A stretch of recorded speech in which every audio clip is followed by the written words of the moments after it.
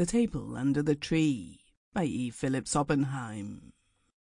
There were a scattered few of the little company of alfresco diners at the Restaurant de la Pomme d'Or at St. Paul, not so interested perhaps in their dinners or their companions, who realized what was about to happen.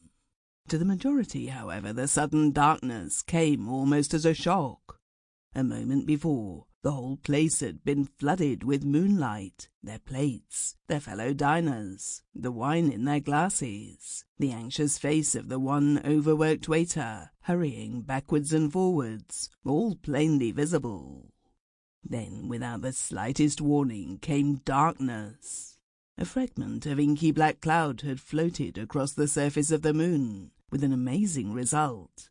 No longer could one look down upon the valley below, stretching away towards the pastures and the flowery land which led seawards, a vivid and brilliant picture of moonlit beauty, every tree visible, and the rise and fall of the land as easily to be traced as at midday.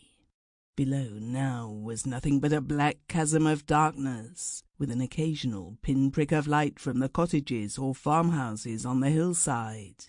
Where before it seemed to be a fairy panorama, one could lean now over the terrace wall, peer over the edge of the world into an impenetrable gloom. The little company of guests, seated at small tables, became suddenly like shadowy, unreal figures, chaotic in shape, their faces blurred streaks of white upon the darkness. There was a moment or two of almost complete silence, then a little nervous laughter. The waiter was groping his way towards the electric switch, which turned on a shaded lamp at each table. The girl who assisted him stumbled against a tree and dropped two of the plates she was carrying with a crash.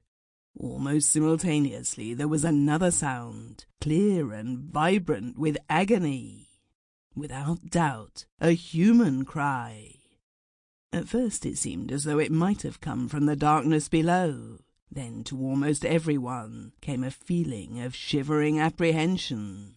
It had come from somewhere in their very midst, from one of themselves. People began peering about with terrified eyes. Neighbors and friends at different tables called to one another for reassurance. The owner of the restaurant put his head out from the doorway, which led to the inside premises, and called loudly to the waiter to hasten with the switch. No one thought of eating or drinking during those 10 seconds. Everyone was... Sample complete. Ready to continue?